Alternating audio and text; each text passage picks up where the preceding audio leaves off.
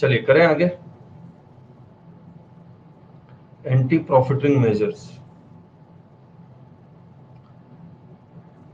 देखिए, जब anti profiting measures आया था तो मैं पार्लियामेंट के डिबेट को सुन रहा था, और उस पार्लियामेंट के डिबेट के में चिदम्बरम साहब was participating, and he was vehemently opposing this anti-profiteering measures, that is especially section 171. और वो कहना ये चाह रहे थे कि एंटी प्रॉफिटिंग मेजर नहीं होना चाहिए था लॉ में, ये ऑफिसर्स को अनड्यू एडवांटेज देगा to harass the tax pairs.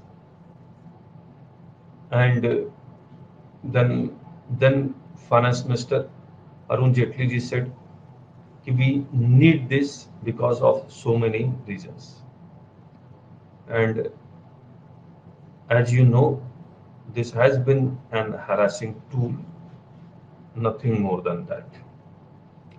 Now tell me one thing,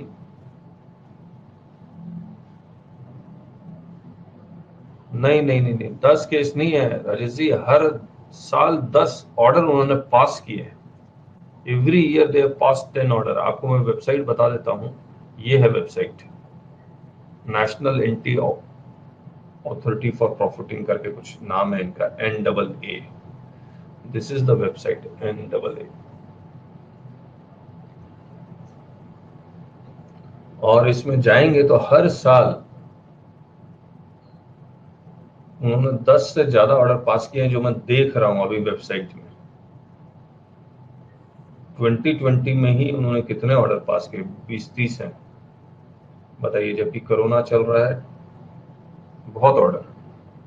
और नेशनल एंटी प्रॉफिटरिंग अथॉरिटी नाम इनका, national anti profiteering authority .gov.in, उसमें सारा कुछ लिखा हुआ है, ये मैंने वहीं से निकाला है।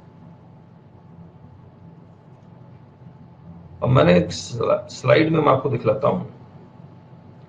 ये बेसिकली इनका कॉन्सेप्ट ये है कि पहले एक्साइज प्लस वैट था, एक्साइज के बदले CGST आ गया, वैट के बदले SGST आ गया। सही बात। पहले सर्विस टैक्स प्लस वैट था, तो सर्विस टैक्स के बदले CGST आ गया और वैट के बदले SGST आ गया। बाकी तमाम जितने भी तरह के टैक्सेस स्टेट गवर्नमेंट लगाती थी, ऑक्ट्राय फट्राय सब मर्ज हो गया, सब्ज्यूम्ड हो गया। और जितने भी तरह के सेस ये सब सेंट्रल गवर्नमेंट लगाती थी, वो सब भी यहाँ सब्ज्यूम हो गया। अब सिर्फ 2 ही टैक्स है, या तो C है या S है। करेक्ट है। और मान लीजिए मैंने कोई गुड्स 100 में बेचा, 10 रुपीज एक्साइज है, 110, फिर मैंने वैट लगाया 10%, तो 1 to 1 हो गया। करेक्ट है। तो यहां पर ये 10 रुपीज इंक्लूडेड है और 10% में फिर लगा रहा हूं, तो यहां कास्केडिंग भी हो रहा है। अभी यहां पर 100 रुपीज है तो CGST भी 100 पे लगता है और SGST भी 100 पे लगता है, तो कोई कास्केडिंग नहीं है। तो 1 रुपए से सामान सस्ता होना चाहिए। सही बात है या नहीं? दूसरी बात, जितने भी chartered accountants, company secretary, cost accountant, accountants, beauticians, ये जितने भी लोग हैं जो सर्विस प्रोवाइडर हैं, बेसिकली ये सर्विस प्रोवाइड करने के लिए गुड्स खरीदते थे या नहीं खरीदते थे? ये स्टार्टिंग क्लास, गुड्स खरीदते थे या नहीं खरीदते थे? खरीदते थे। इनके ऊपर वैट लगता था, जिनका वो क्रेडिट क्लेम नहीं कर पाते थे, नो क्रेडिट, क्योंकि वो सर्विस टैक्स देते थे और वैट का क्रेडिट सर्विस टैक्स के साथ एडजस्ट नहीं होगा। लेकिन आज के डेट में C और S लग रहा है, C+S, और आउटपुट टैक्स भी C+S का है, तो वो एडजस्ट हो रहा है।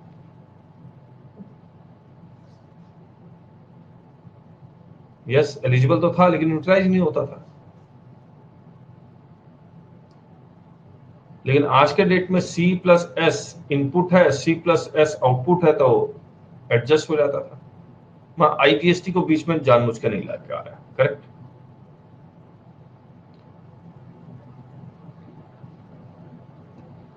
तो ये जो रेट ऑफ टैक्स फिक्स किया गया है एक्साइज CGST में, वो कैसे फिक्स किया गया है? आप पार्लियामेंट के डिबेट सुनेंगे तो आपको पता लगेगा। Excise plus service, sorry, excise plus VAT goods के केस में, एक्साइज प्लस वैट, एक्साइज मान लीजिए 12 है, वैट मतलब 12 है, 24 हो गया तो इसको 28% फिक्स कर दिया, इस तरह से, प्लस और भी तमाम चीजों को दिमाग में रखते हुए। तो वो ये चाह रहे थे कि when we go transit to GST, then rates are not very different, almost same, ठीक है। अब लाखों तरह के गुड्स, अब रेट, अब गवर्नमेंट ये एज्यूम कर रही थी कि जीएसटी में क्योंकि आपको आईटीसी का बेनिफिट मिल रहा था, पहले नहीं मिल रहा था तो वो आपका कॉस्ट का हिस्सा था, तो प्राइस ज्यादा हो जा रहा था। अब आईटीसी मिल रहा है तो वो आपका कॉस्ट का हिस्सा नहीं है, तो that benefit should be passed on to the consumer, ultimate consumer. आपका एमआरपी को आपको कम करना चाहिए, लेकिन अगर रेट कम हुआ है तो एमआरपी को कम करना चाहिए, लेकिन ऐसा हुआ या नहीं हुआ? ऐसा हुआ या नहीं हुआ?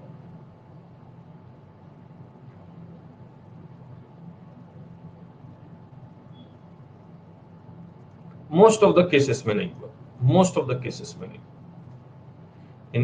इनफैक्ट मेजोरिटी ऑफ कंट्रीज में जब भी जीएसटी आया तो इन्फ्लेशन ही आया है, इन्फ्लेशन ही आया। लेकिन जितना इन्फ्लेशन उन कंट्रीज में आया उतना इन्फ्लेशन इंडिया में नहीं आया। इंडिया में बहुत बहुत मामूली सा इन्फ्लेशन आया, may be because of section 171, may be because of 171, correct. अब आप ये सोच के देखिए, आईटीसी कई जगह ब्लॉक्ड भी है अंडर सेक्शन 17 सबसेक्शन 5। ये ब्लॉकेज पहले भी था, ये ब्लॉकेज पहले भी था, ऐसा नहीं है कि ये ब्लॉकेज अभी आया है, पहले भी एग्जिस्ट करता था ये ब्लॉकेज। प्लस तो एक आईटीसी का ब्लॉकेज हम लोग सेक्शन 17 सबसेक्शन 5 में देखते हैं, दूसरा ब्लॉकेज हम लोग देखते हैं रेट नोटिफिकेशंस में। जैसे रेस्टोरेंट, रेस्टोरेंट पे पहले जो रेट था वो था 18%, 28%, और दे वेर अलाउड आईटीसी, और उनको आईटीसी मिलता था, करेक्ट है। रेस्टोरेंट्स के रेट को उन्होंने कम करके बोलता, जब रेट कम कर दिया 5% तो हम आईटीसी नहीं देंगे आपको, सही बात। और ये ब्लॉकेज जो है वो रेट नोटिफिकेशन में लिखा हुआ है, यानी कि सर्विस टैक्स का रेट नोटिफिकेशन, जहां पर रेस्टोरेंट्स को कितना रेट लगेगा वहां पढ़ेंगे तब आपको ये मिलेगा कि आईटीसी नहीं मिलेगा, कंडीशनल आईटीसी है, सही बात। तो रेस्टोरेंट्स वालों ने भी कोई भी बेनिफिट आईटीसी का पास ऑन नहीं किया था, therefore the government took this step. मैंने एक छोटा सा स्लाइड बनाया है, price reduction due to ITC. हमने क्या किया, आप बताइएगा हमने कैलकुलेशन सही किया या नहीं किया। आउटवर्ड सप्लाई प्री जीएसटी और पोस्ट जीएसटी सेम है, गुड्स सेम है, सर्विसेज सेम है, प्रॉफिट एलिमेंट भी प्री और पोस्ट सेम रखा है, करेक्ट है। And you are a service provider.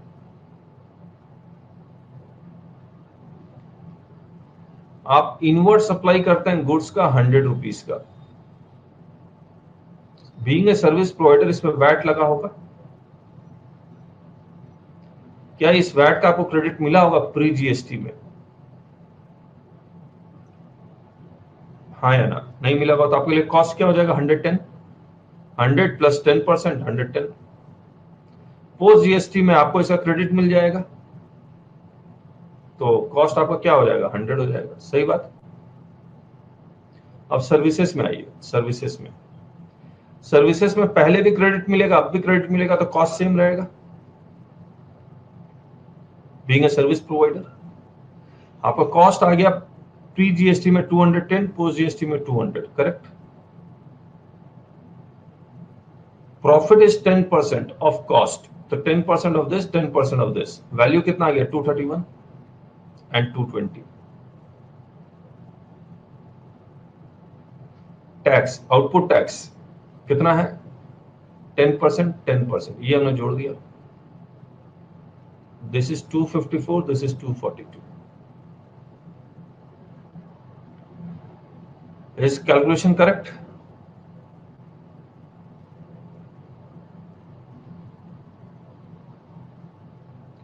तो जितने भी सर्विस प्रोवाइडर हैं उनको प्री जीएसटी में 254, पोस्ट जीएसटी में 242 कम करना चाहिए प्राइस। कितने चार्टर्ड अकाउंटेंट ने अपनी फीस कम की है?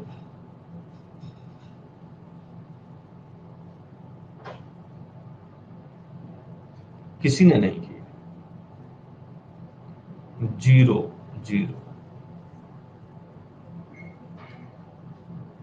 कोई भी सर्विस प्रोवाइडर, किसी भी सर्विस प्रोवाइडर ने जीएसटी के आने के बाद अपने प्राइसेस को कम नहीं किए हैं।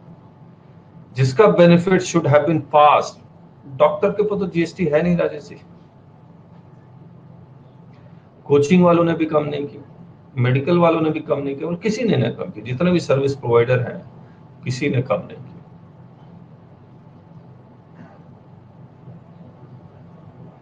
खैर, तो यहां पर 171 एप्लीकेबल हो जाएगा अगर कंप्लेंट किया जाए इनको। और इनको भी पता है, ऐसा थोड़ी है कि अथॉरिटी मार्च से आए हैं, इनको भी पता है, लेकिन वो रिसोर्सेस होने चाहिए। सही बात है या नहीं? अब आप यूं सोचिए, एक चार्टर्ड अकाउंटेंट जब ऑडिट करता था किसी ट्रेडर का,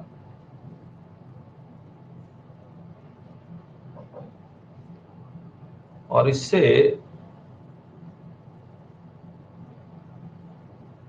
1 लाख प्लस 10,000 चार्ज करता था सर्विस टैक्स, क्या इस ट्रेडर को सर्विस टैक्स का क्रेडिट मिलता था प्री जीएसटी रिजीम में?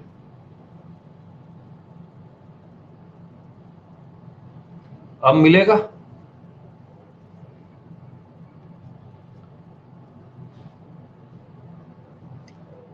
क्या ट्रेडर ने ये बेनिफिट कंज्यूमर को पास ऑन किया?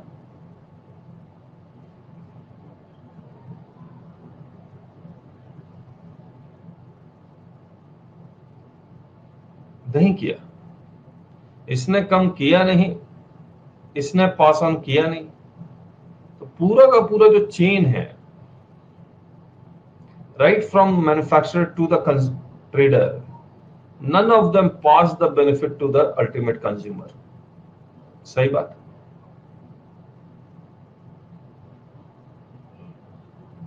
रियल एस्टेट इंडस्ट्री देखिए, रियल एस्टेट,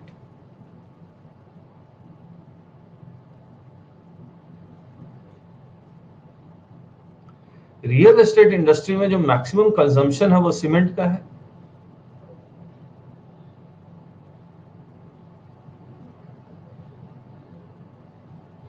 और सीमेंट पे जो रेट है वो हाईएस्ट है 28%, और 40% बिल्डिंग बनाने में 40% कॉस्ट सीमेंट का है। डेटा हो सकता गलत हो। और अंडर कंस्ट्रक्शन बिल्डिंग में सर्विस टैक्स लगता था, ये वैट 28% वैट और सर्विस टैक्स। बताइए, इसका क्रेडिट बिल्डर क्लेम करता था? क्लेम कर भी लिया तो यूटिलाइज नहीं होगा। क्या किसी भी बिल्डर में पूरे इंडिया में आईटीसी का बेनिफिट पास ऑन किया?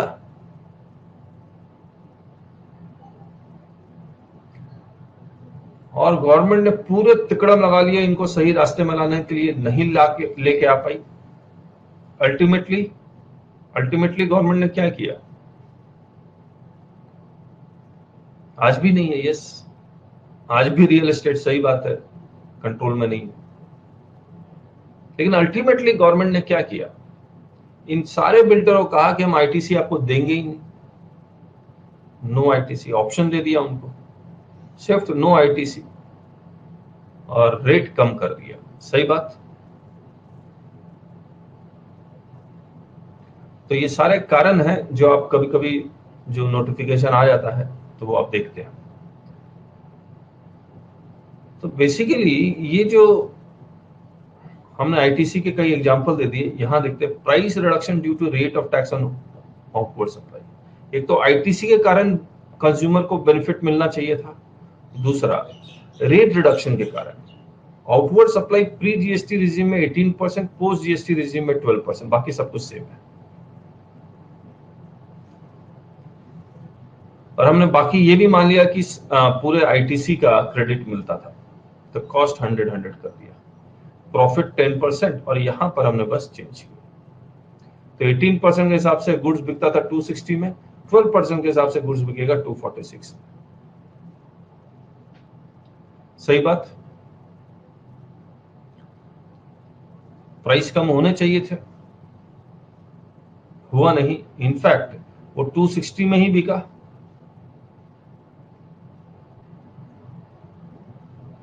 और इसने प्रॉफिट पहले 20 रुपए कमाता था, अब इन दोनों को मैं माइनस कर दूं तो इसमें वो ऐड कर देता हूं, वो 260 माइनस 246 कितने होते हैं? 14 रुपए, 14 रुपीज। यानी कि पहले 20 रुपीज कमाता था, जीएसटी आने के बाद 34 कमाया। नुकसान किसका हुआ? नुकसान किसका हुआ?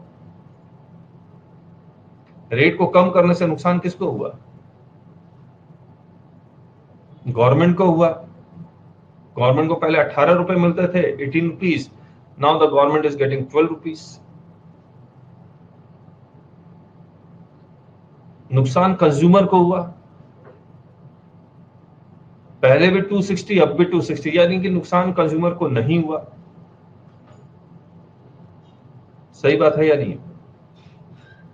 लेकिन मुझे याद है जब जीएसटी आया था तो big FMCG company they did reduce the prices, they did reduce the prices,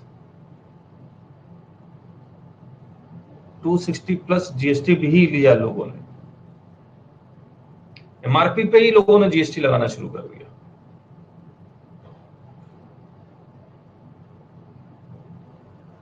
तो ऐसे कई केसेस है। और ये जो हमने बनाया है, assuming that the price of the raw material, price of services remains the same,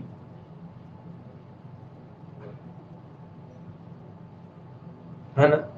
तो जब ये इन्वेस्टिगेशन इंक्वायरी, मान लीजिए मैं कंप्लेन करता हूं नेशनल एंटी, उन लोगों ने समझ लिया एंटी प्रॉफिटरिंग को, एफएमसीजी वालों ने, और एफएमसीजी वालों ने भी ऐसा नहीं है कि बहुत ज्यादा प्राइस कम किया, लेकिन नेस्ले। अच्छा, दूसरी बात मैं आपको बताता हूं, this tool is being used, will also be used in the coming years to those taxpayers who have availed transitional credit, especially trans 2 वाला। तो जिन्होंने भी ट्रांस 2 का क्रेडिट लिया है, वो कंडीशन है उसमें ट्रांस 2 का क्रेडिट में कि वो credit should be pass on to the ultimate consumer, तभी ले पाएंगे, नहीं तो नहीं ले पाएंगे।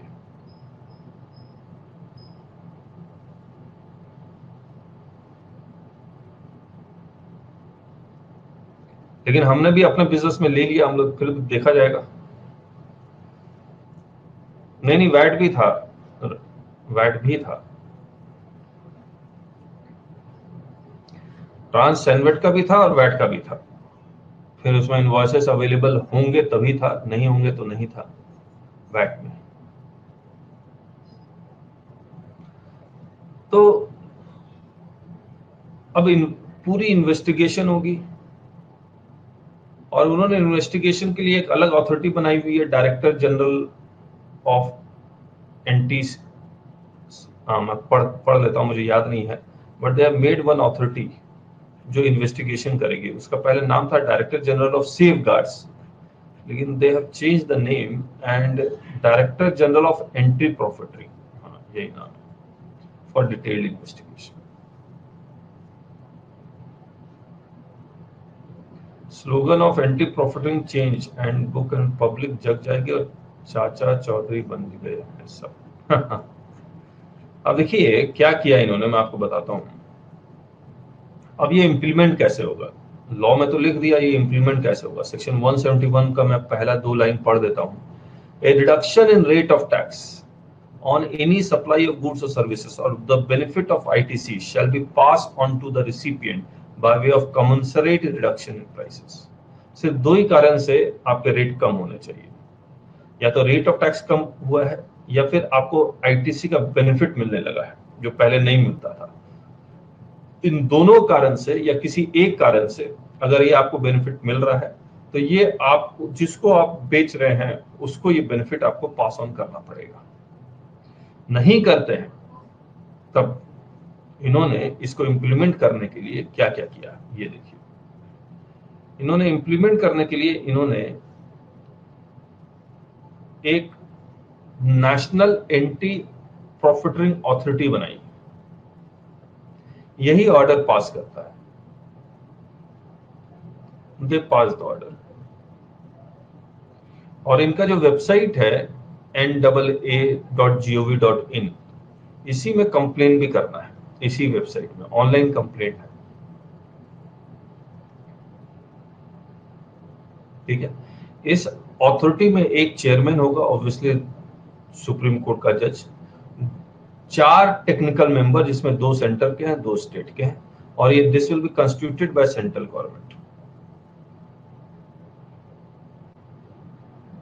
उसके बाद एक स्टैंडिंग कमेटी बनाई, जो भी कंप्लेंट आएगा वो स्टैंडिंग कमेटी में जाएगा, और स्टैंडिंग कमेटी में 2 टेक्निकल मेंबर, एक सेंटर का और दूसरा स्टेट का। This will be constituted by council. तो एक मुझे लगता है इकलौती अथॉरिटी है which is being constituted by council.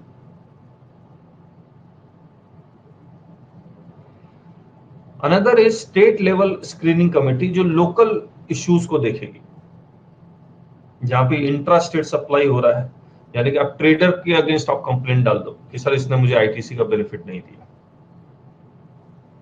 तो स्टेट लेवल स्क्रीनिंग कमेटी, वही टेक्निकल 2 टेक्निकल मेंबर, एक सेंटर का एक स्टेट का। This is constituted by each state government. तो जितने आप इसका वेबसाइट में जाएंगे NAA का, तो 31 स्क्रीनिंग कमेटी है, हर एक स्टेट का अपना अपना है, लोकल नेचर वो कंप्लेन।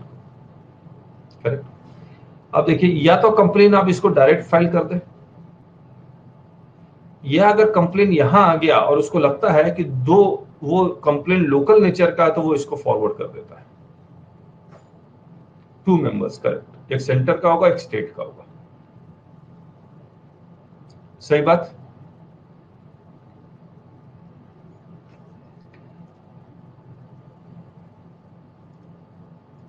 अब मैंने कुछ वेबसाइट से निकाला टेक्निकल मेंबर ऑफ NAA, तो सेंटर वालों ने तो अपना इसमें डाला हुआ है, स्टेट वालों का उसमें लिखा हुआ नहीं है।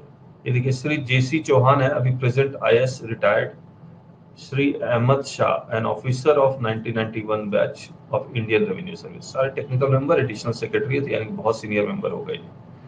इसके बाद स्टैंडिंग कमिटी के member, centre member 1, 2, state member 2, और स्टैंडिंग कमेटी के हमने कितने मेंबर बताए थे आपको? 2 मेंबर बताए थे, और यहाँ 4 है। लेकिन यहाँ पर एक मिनट किताब देख लेते हैं, अगर किताब देख लेते हैं मैं कहीं गलती तो नहीं कर रहा हूँ।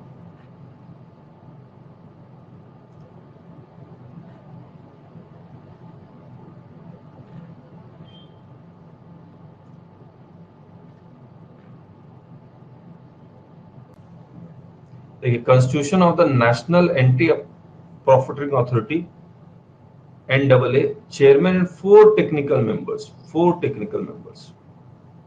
ठीक है, तो हमने जो सही लिखा था,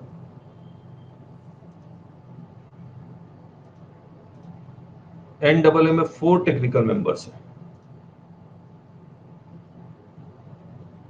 और स्टैंडिंग कमिटी में which shall consist of such officers of the state government, central government as may be nominated the council।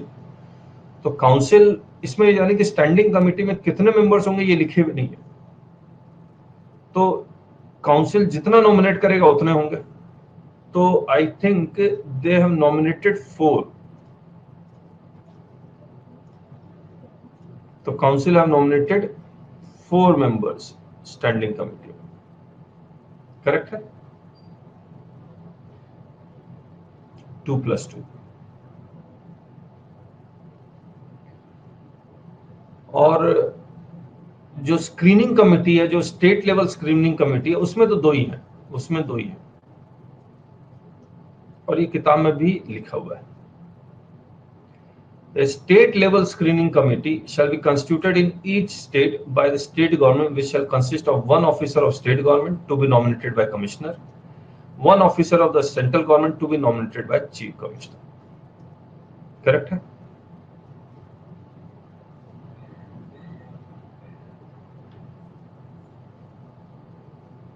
Government appointed in a state, obviously. अब देखिए पूरा सिस्टम काम कैसे कर रहा है। गवर्नर नहीं,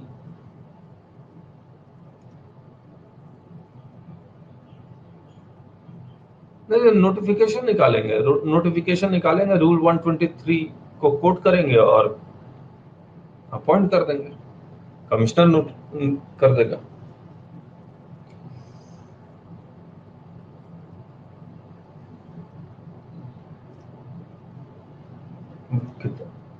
सॉरी, अब स्लाइड में दोबारा आते हैं। और ये पूरा सिस्टम काम कैसे कर रहा देखिए। कमिश्नर अदर पार्टी या इंटरेस्टेड पार्टी, इंटरेस्टेड पार्टी क्या है, ये लोग कंप्लेनेंट है, ये लोग कंप्लेन करते हैं, और एक एप्लीकेशन दे देंगे या तो स्टैंडिंग कमेटी को या फिर स्टेट लेवल स्क्रीनिंग कमेटी। और बेसिकली ये सारा NAA में जाता है, NAA.gov.in। और इन सब का ऑफिस अगर फिजिकल ऑफिस देखें तो ये कोई गोल मार्केट में है शायद, ये मतलब CP के आसपास है इंडिया, हाँ दिल्ली में कनॉट प्लेस के आसपास इनका ऑफिस, एग्जैक्ट ऑफिस। आप इनके वेबसाइट में जाएंगे तो आपको मिल भी जाएगा। और दूसरा इंटरेस्टेड पार्टी क्या है ये मैं बता देता हूं।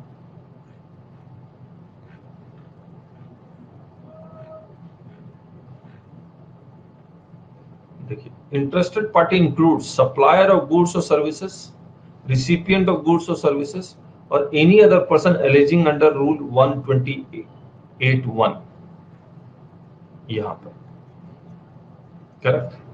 तो ये लोग कंप्लेन करेंगे, किसको कंप्लेन करेंगे, ऑब्वियसली ऑनलाइन कंप्लेंट या तो स्टैंडिंग कमेटी में या स्टेट लेवल स्क्रीनिंग कमेटी में। अगर ये एप्लीकेशन यहां है और इसको लगता है कि लोकल नेचर का है तो ये एप्लीकेशन वो इनको ट्रांसफर कर देता है। फिर ये दोनों क्या करते हैं, एग्जामिन करेंगे, कितने महीने के अंदर, 2 महीने के अंदर एग्जामिन करेंगे। 1 मंथ का एक्सटेंशन NAA दे सकता है। और प्रीमा फेसी उनको लगता है कि it is a case of anti profiteering या केस ऑफ एक्सेसिव प्रॉफिटिंग, तो then they will pass on this information to Director General of Anti Profiteering for further investigation। Correct है। अब ये काम कैसे कर रहा है कि अगर state level screening committee examine करता है और एग्जामिन करने के बाद प्रीमा फेसी इसको लगता है तो एक रिपोर्ट दे देगा। किसको देगा रिपोर्ट, स्टैंडिंग कमेटी को देगा। फिर स्टैंडिंग कमेटी ही prima facie evidence director general of AP को देती है।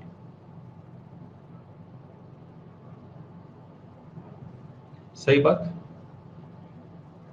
और ये डायरेक्टर जनरल ऑफ ये रिपोर्ट जनरेट करेगा 6 मंथ इन्वेस्टिगेशन प्लस 6 मंथ का एक्सटेंशन।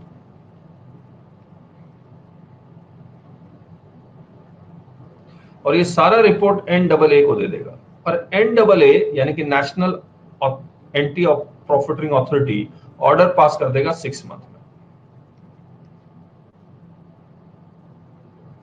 सही बात। तो ऑब्वियसली लंबा समय है, 2 महीने यहां पर, 6 महीने ये लगाएगा रिपोर्ट बनाने में, 6 महीने ये 14 मंथ का। अगर एक्सटेंशन नहीं लिया तो 14 मंथ में सब कुछ कंप्लीट हो जाएगा। सही बात है या नहीं है। मुझे याद है नेस्ले के अगेंस्ट उन्होंने हजारों करोड़ की पेनल्टी लगा दी थी।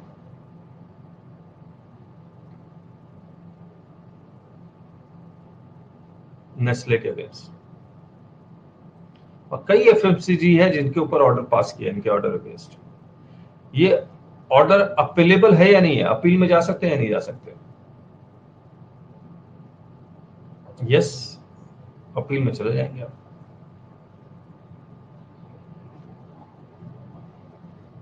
इतना ही है एंटी प्रॉफिटरिंग, और कुछ भी नहीं है, बाकी सब किताबें हैं।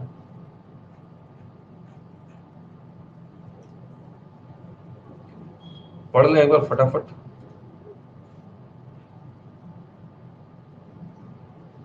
कार डीलर पे क्या था?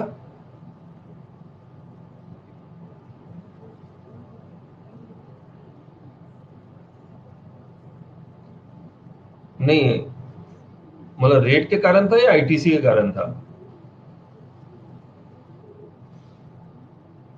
रेट के कारण, तो कार पे रेट कम हुए थे। अच्छा,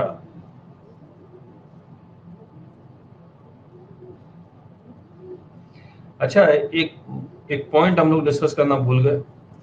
ये ऑर्डर जो पास करेगा उसका नेचर क्या होगा? ये ऑर्डर जो पास करेगा उसका नेचर क्या होगा? किस तरह का ऑर्डर पास कर सकता है?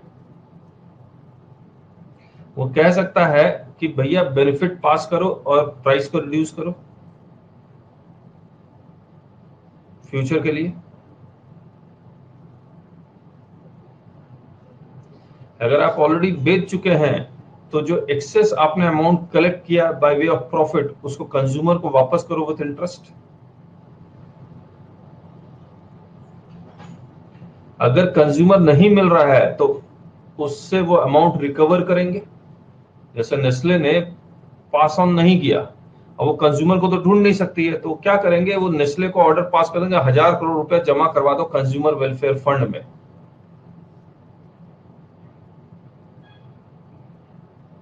अलग से पेनल्टी लगाएंगे और आपका रजिस्ट्रेशन भी कैंसिल कर सकते हैं। दिस इज हार्शनेस,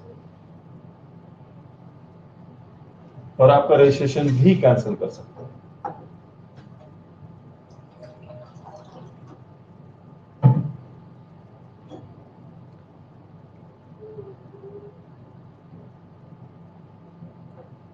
सही बात।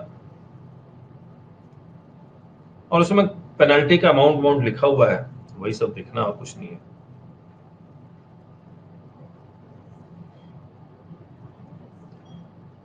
वन हम लोग पढ़ चुके हैं, बाकी ये कहानी है, नोट उट आप पढ़ लीजिएगा। The central government may on recommendation of the council by not constitute an authority और एम्पावर एन एग्जिस्टिंग अथॉरिटी। किसी एग्जिस्टिंग अथॉरिटी को बोल देगी कि आप एंटी प्रॉफिटिंग अथॉरिटी का काम करें, जो किया नहीं उन्होंने। और 3 अथॉरिटी बनाई, NAA constituted by central government, standing committee council द्वारा, और state level screening committee each state द्वारा, और सारे पावर एक्सरसाइज करेगी। Where the authority after holding examination as required comes to the conclusion that any registered person has profited under this, such person shall be liable to pay penalty equivalent to 10% of the amount so profited, provided that no penalty shall be leviable if the profited amount is deposited within 30 days of the date of passing of the order of the authority. Correct है?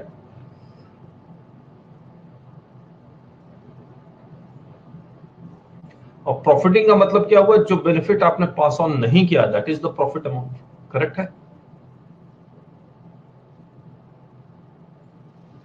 तो NAA क्या करता था, of the amount profited, जितना भी company का profit होता था उसका 10% लगा देता था। तब एक एक्सप्लेनेशन ऐड किया गया, उन्होंने बोलता भैया वो पूरा कंपनी के प्रॉफिट का 10% पेनल्टी नहीं लगाना है। Profited shall mean the amount determined on account of not passing the benefit of reduction in rate of tax और बेनिफिट, वो है। करेक्ट है? फिर रूल्स आ गए, 122 हम लोग कर चुके, 123 कर चुके। ड्यूटीज ऑफ द अथॉरिटी, ये हमने बता ही दिया किस तरह का वो ऑर्डर पास करेगा। To determine whether any reduction in the rate of tax on any supply of goods और services for the benefit of input tax credit has been passed on to the recipient by way of commensurate reduction in prices. Order कर देगा price को reduce करो। Identify the registered person who has not passed on the benefit of reduction in the rate of tax on the supply, यानी कि वो खुद ब खुद he can take the cognizance that here यहां पर एक्सेसिव प्रॉफिट लिया जा रहा है और benefit is not being passed on. To order reduction in prices, return to the recipient an amount equivalent to the amount not passed on by way of commensurate reduction in prices along with interest at the rate of 18% from the date of collection। अब देखिए जब interest उनको लेना था section 50 में तो वो कितना ले रहे थे 18% और 24%। जब देना है तो वो दे रहे हैं 6% और 9%। जो दिलवा रहे हैं वो दिलवा रहे हैं 18%।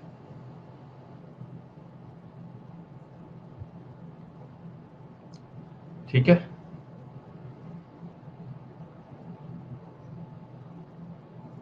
और अगर एलिजिबल पर्सन नहीं मिल रहा, does not claim return of the amount और is not identifiable and depositing the same in the fund which is consumer welfare fund. सही बात। इम्पोजिशन ऑफ पेनल्टी वही है 10%। 30 दिन के अंदर जमा कर देगा तो पेनल्टी वेव ऑफ हो जाएगी, कैंसिलेशन ऑफ रजिस्ट्रेशन। और ये जितने भी ऑर्डर पास करते हैं उसको काउंसिल को वो रिपोर्ट भेजेगी फॉर ईच क्वार्टर। सही बात। अब examination of application by the standing committee and screening committee. The standing committee within a period of 2 months from the date of receipt of a written application or within such extended period not exceeding a period of 1 month for reasons vice versa in such form manner as this from an interested party, from a commissioner or from any other person। तो हमने 3 आदमियों के नाम लिखे थे, commissioner, other party, interested person, interested party। Examine the accuracy and adequacy of the evidence, obviously evidence देगा वो।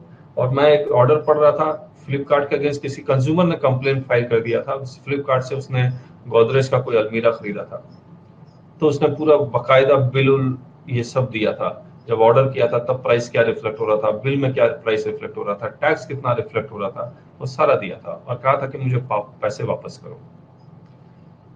तो examine the accuracy and adequacy of the evidence provided in the application to determine whether there is a prima facie evidence to support the claim of the applicant that the benefit of reduction in the rate of tax on any supply of goods or services or the benefit of input tax credit has not been passed on to the recipient by way of commensurate reduction in prices।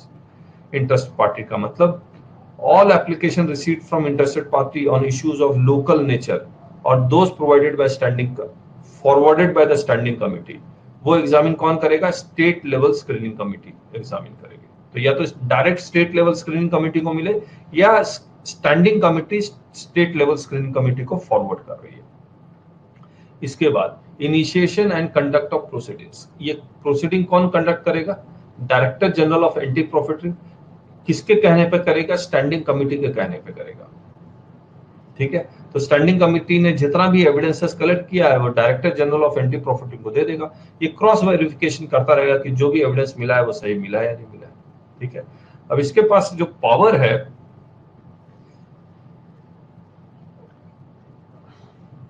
The director general shall conduct investigation collect evidence necessary this.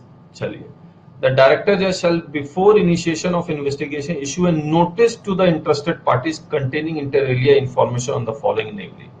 तो जिसने complain किया उसको notice भेज देगा, description of the goods और services in respect of which proceeding have been initiated, summaries of statement of facts on which allegations are based and the time limit allowed to the interested party and other person who may have information relating to the proceedings.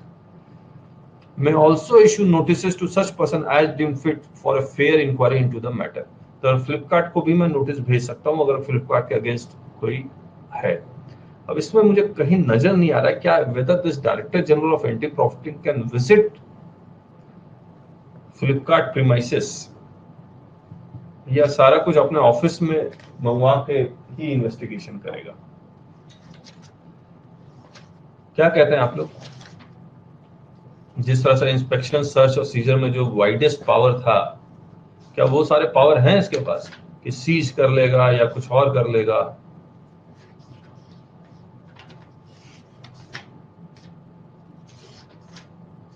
Access to business premises,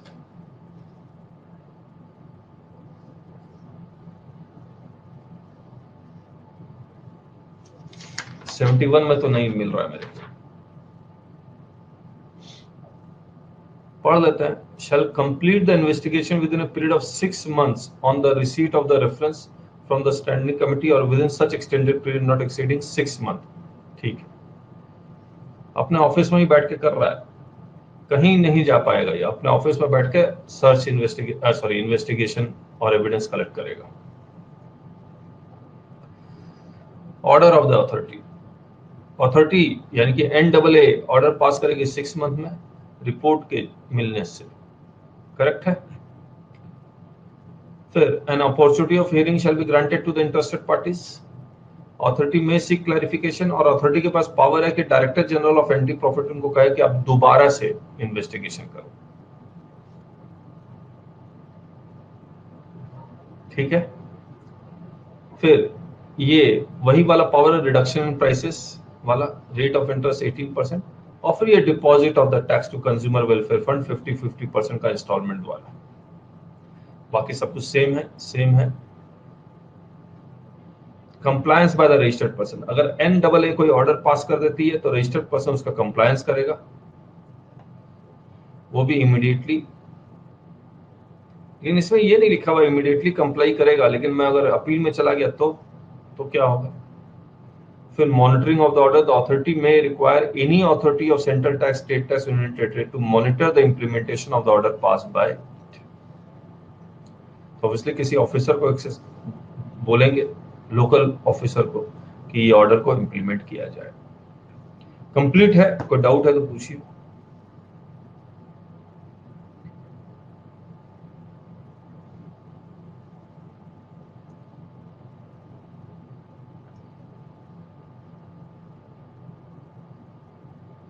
यहाँ कुछ change करना होगा मुझे।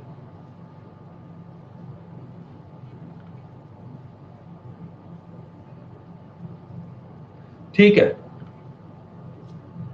क्या पढ़ना है, इसको change करना, कुछ मिसिंग है ये 16।